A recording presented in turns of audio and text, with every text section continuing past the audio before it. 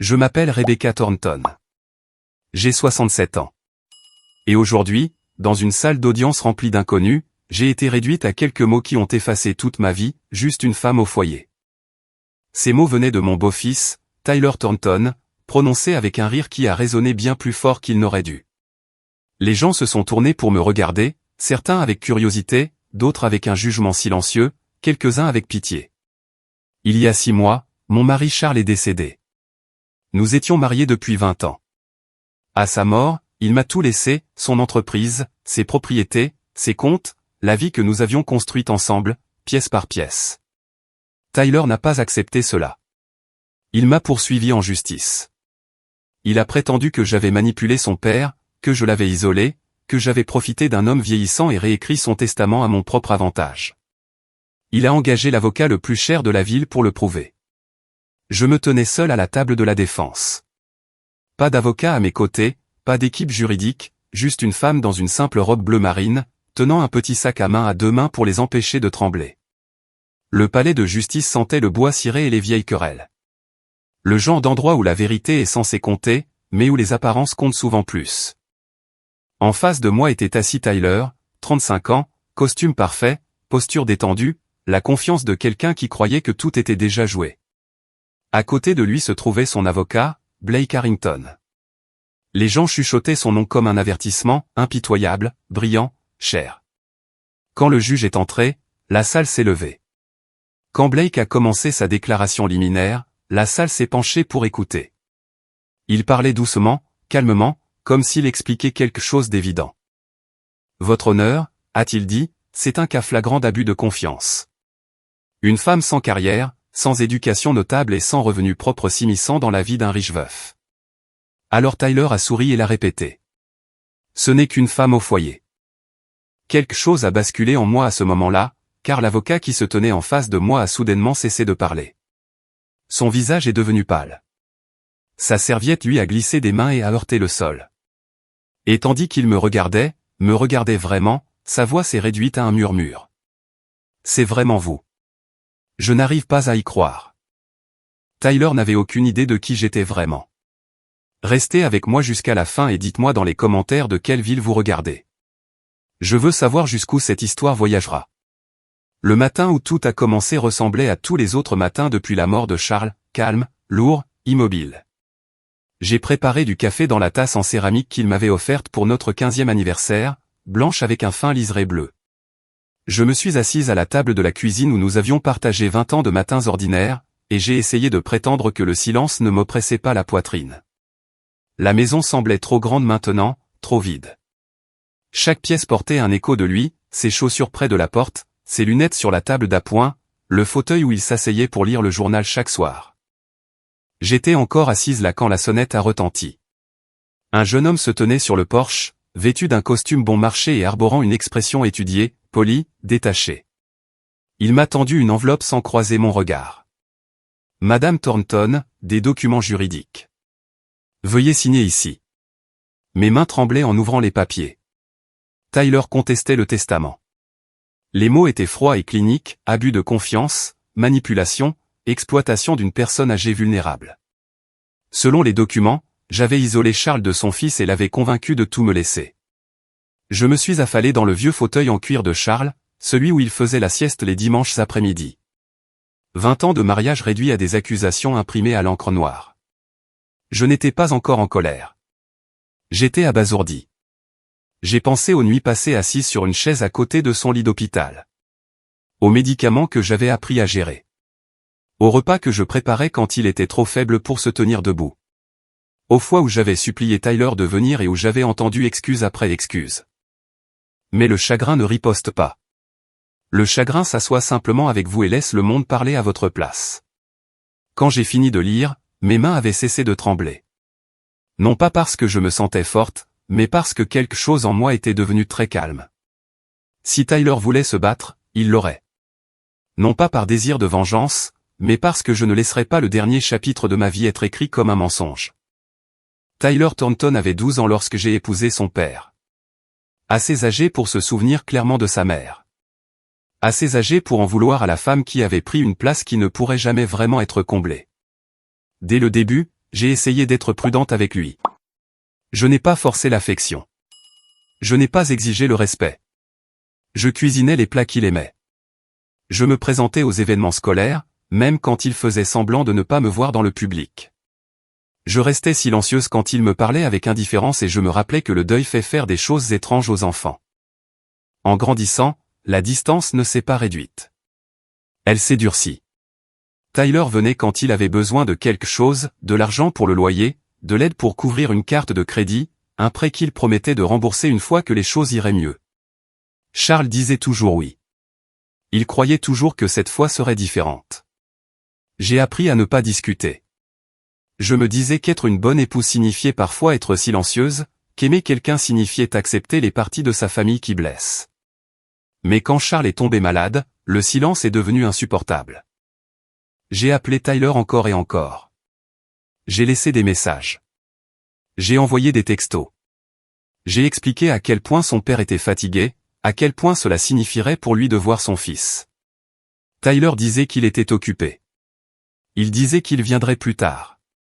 Plus tard n'est jamais venu.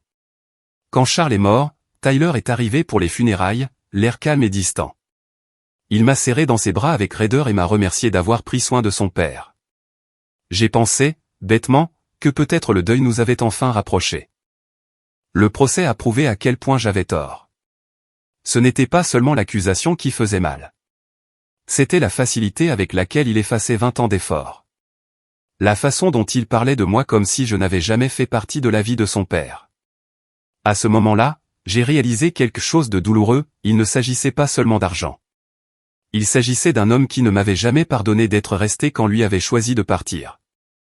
Entrer dans le palais de justice ce premier jour, c'était comme entrer dans l'histoire de quelqu'un d'autre. Les sols en marbre étaient froids sous mes chaussures. Chaque son résonnait, le claquement lointain des lourdes portes qui s'ouvraient et se fermaient. C'était intimidant à dessein, un lieu destiné à vous rappeler à quel point vous êtes petit face à la loi. Tyler était déjà là. Il était assis à la table du plaignant avec une confiance aisée, adossé à sa chaise comme s'il s'agissait d'une réunion d'affaires qu'il s'attendait à gagner. Son costume était parfaitement ajusté. Ses cheveux étaient soigneusement coiffés. Il ressemblait à un homme qui avait répété ce moment. À côté de lui était assis Blake Harrington. Je l'ai reconnu immédiatement, non par expérience personnelle, mais de réputation. Le genre d'avocat que les gens engagent quand ils veulent écraser quelqu'un tranquillement et légalement. Cher, précis, sans émotion. Le type qui ne perd jamais parce qu'il ne sous-estime jamais son adversaire. Sauf qu'il m'avait sous-estimé. J'ai pris ma place, seul, à la table de la défense. Pas de serviette, pas d'assistant, juste mon sac à main posé sur mes genoux comme une encre. Quand la juge Caroline Mercé est entrée, la salle s'est levée à l'unisson. Elle se déplaçait avec une autorité calme, son regard balayant lentement la salle d'audience comme si elle faisait l'inventaire de chaque âme présente. Madame Thornton, demanda-t-elle en me regardant droit dans les yeux. Avez-vous une représentation légale aujourd'hui? Je me suis levé. Non, votre honneur. Je me représente moi-même. Une lueur d'inquiétude traversa son visage. Elle jeta un coup d'œil du côté de Tyler, puis de nouveau vers moi. Madame Thornton, c'est une affaire sérieuse impliquant des actifs substantiels. Je vous conseille vivement d'envisager de prendre un avocat. J'ai hoché la tête. Je comprends, votre honneur. Ce que je n'ai pas dit, c'est qu'engager un avocat me semblait être un aveu de culpabilité. Que dépenser l'argent de Charles pour me défendre contre son propre fils me semblait mal. Que quelque part au fond de moi, je croyais que la vérité devrait suffire. La juge a fait un petit signe de tête et a tourné son attention vers l'autre table. Maître Harrington, vous pouvez commencer. Et c'est ainsi que l'histoire de ma vie a été placée entre les mains de quelqu'un d'autre. Blake Harrington se leva lentement, ajustant ses boutons de manchette avec un soin délibéré. Votre honneur, commença-t-il. Nous sommes ici aujourd'hui parce qu'un fils en deuil a été contraint de faire face à une vérité douloureuse, que les dernières volontés de son père ont été façonnées non par l'amour, mais par la manipulation. Sa voix était calme, mesurée, le genre de voix en qui les gens ont confiance. Il a brossé un portrait de moi comme une femme apparue au moment idéal. Un veuf solitaire, une maison tranquille, une opportunité déguisée en compagnie. Madame Thornton, a-t-il dit, n'a aucune expérience professionnelle à proprement parler, aucune carrière significative, aucun revenu indépendant. Elle dépendait entièrement du père de mon client pour sa stabilité financière. J'ai senti la salle basculer. Il a continué à énumérer des faits dépouillés de leur contexte, que je ne travaillais pas à l'extérieur, que je gérais les affaires du ménage, que j'accompagnais Charles à ses rendez-vous, que je m'occupais de ses médicaments pendant sa maladie. Les soins, laissait-il entendre, étaient du contrôle. Puis Tyler s'est penché en avant. « Votre honneur » a-t-il dit, me jetant un regard narquois. Elle pouvait à peine gérer ses propres finances. Elle ne comprend probablement même pas la moitié de ce que mon père possédait. Quelques personnes dans la galerie ont hoché la tête. Cela m'a fait plus mal que prévu. Parce que j'avais passé des années à prétendre que le fait d'être sous-estimé n'avait pas d'importance, qu'être perçu comme simple était inoffensif. Mais entendre ma vie réduite à de l'incompétence dans une salle publique m'a blessé plus profondément que le deuil ne l'avait jamais fait. Quand ce fut mon tour de parler, je me suis levé lentement. Je n'ai pas plaidé le droit. J'ai dit la vérité. J'aimais mon mari, ai-je dit. Je me suis occupé de lui parce que je le voulais, non pas parce que j'attendais quelque chose en retour. Blake sourit légèrement, comme s'il s'adressait à une enfant. L'amour n'est pas en cause ici, Madame Thornton, dit-il. L'influence, si. La juge Mercey a levé la main. J'en ai assez entendu pour aujourd'hui, a-t-elle déclaré. Nous allons suspendre l'audience et la reprendre demain matin. Alors que la salle se vidait, Tyler a ri doucement. Blake lui a serré la main et je suis resté assise là, seule, réalisant que la gentillesse venait d'être prise pour de la faiblesse. Cette nuit-là, la maison semblait différente. Pas plus silencieuse, pas plus triste, mais plus lourde. Je me suis assise seule dans le bureau de Charles, entouré d'étagères qu'il touchait rarement mais qu'il n'avait jamais enlevées. De vieux livres, des photographies encadrées, une vie soigneusement préservée. Le genre de pièce qui garde des secrets même quand personne ne parle. J'ai versé un petit verre de vin et je me suis permis de respirer. C'est alors que j'ai remarqué la boîte à bijoux sur le bureau. Je l'avais ouverte 1000 fois auparavant. Des boucles d'oreilles, des bagues, de petits souvenirs de vacances lointaines. Mais cette nuit-là, mes doigts ont effleuré quelque chose de dur sous la doublure de velours. Une clé. Petite, sans étiquette, oubliée. Charles me l'avait donnée des années auparavant. Pour les urgences, avait-il dit. Quand tu en auras besoin. Je n'avais jamais demandé ce qu'elle ouvrait. Mon cœur battait la chamade tandis que je traversais la pièce et m'agenouillais près de son bureau. Le tiroir du bas avait toujours été verrouillé. J'avais respecté cela, le mariage n'exige pas la possession. La clé a glissé facilement. Le tiroir s'est ouvert avec un léger clic. À l'intérieur se trouvait un dossier en manille, soigneusement étiqueté de l'écriture soignée de Charles, Rebecca, personnel. Mes mains tremblaient en l'ouvrant. Des documents me regardaient. Anciens mais impeccables. Une vérité encadrée que j'avais rangée il y a longtemps. Un diplôme de droit. Des mentions honorifiques imprimées en caractères nets. Des certificats de nomination. Une photographie d'une femme plus jeune, se tenant droite, la main levée, les yeux stables. Je l'ai reconnue immédiatement. C'était moi. Je n'avais pas imaginé cette vie. Je l'avais vécue. Au fond du dossier se trouvait un morceau de papier plié. Une note manuscrite de Charles. Rebecca, je sais que tu penses être devenue plus petite en choisissant l'amour. Ce n'est pas le cas. Tu as choisi quelque chose de plus courageux. Si jamais quelqu'un oublie qui tu es, ceci le leur rappellera, y compris à toi. Les larmes sont venues alors, silencieuses, incontrôlées. Pendant 20 ans, j'avais été une épouse, une soignante, une présence stable. Mais je n'avais pas été effacé. J'avais seulement attendu. Et demain, j'arrêterai d'attendre. Le lendemain matin, je portais la même robe bleu marine. Non pas parce que je voulais paraître inchangé, mais parce que je voulais qu'il me sous-estime à nouveau. La différence n'était pas dans le tissu. Elle était dans ma posture, mon allure, la façon dont mes yeux parcouraient la pièce comme si j'y avais ma place. Car c'était le cas. Tyler et Blake étaient déjà assis quand je suis arrivé. Blake examinait des documents avec la confiance d'un homme qui croyait que la veille s'était bien passée. Tyler semblait détendu, presque amusé, comme si c'était une formalité avant la victoire. La juge Mercey est entrée ponctuellement et a pris son siège. « Maître Harrington, dit-elle. Vous pouvez appeler votre prochain témoin. » Blake s'est levé et a appelé Megan Pierce, ma voisine. Megan semblait nerveuse en prenant la barre. Elle a évité mon regard en parlant de l'après-midi où elle m'avait trouvé en larmes sur mon perron, de la façon dont j'avais dit que j'avais peur de ce qui se passerait après la mort de Charles. Blake a laissé ses mots en suspens, puis l'a excusé. La juge Mercey s'est tournée vers moi. Madame Thornton, souhaitez-vous contre-interroger? Je me suis levé lentement. Oui, votre honneur. Je me suis approché de la barre des témoins et me suis arrêté à une distance confortable. Megan, dis-je doucement, quand vous m'avez trouvé en larmes ce jour-là, pourquoi étais-je bouleversé? Parce qu'on venait de dire à Charles que le traitement ne fonctionnait pas, répondit-elle. Et de quoi ai-je dit que j'avais peur? Elle a hésité, puis a soupiré. Vous avez dit que vous aviez peur d'être seule. J'ai hoché la tête. Merci. Le sourire de Blake se crispa. Il a ensuite appelé le banquier. Sous mes questions, le banquier a admis que Charles avait réorganisé ses finances pour me faciliter les choses après sa mort. Pas pour cacher des actifs, pas pour les contrôler, mais pour se préparer. Quand je suis retourné à ma place, la juge Mercey m'a étudié attentivement. Madame Thornton, dit-elle, puis-je vous demander quelque chose pour le procès-verbal? Bien sûr, votre honneur. Quel est votre nom légal complet? La salle est devenue silencieuse. J'ai pris une profonde inspiration. Rebecca Ann Thornton. Et c'est ainsi que l'équilibre de la salle a commencé à basculer. La plume de la juge Mercey s'est immobilisée en l'air. Rebecca Ann Thornton, répéta-t-elle lentement. Ses yeux se sont levés vers les miens, cherchant, mesurant. Puis quelque chose a changé dans son expression.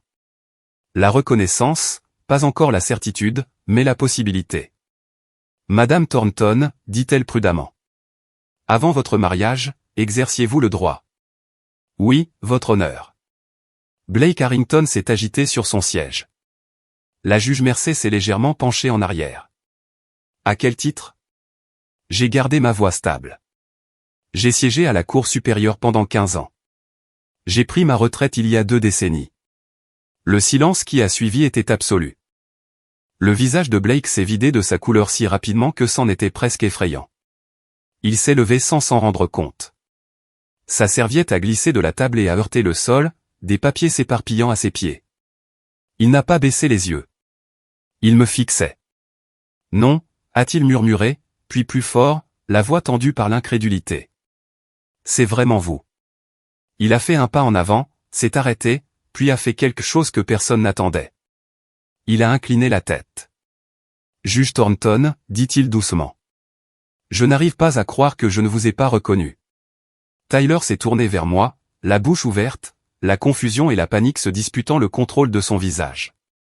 La voix de la juge Mercey était ferme. Maître Harrington, connaissez-vous l'accusé? Oui, votre honneur.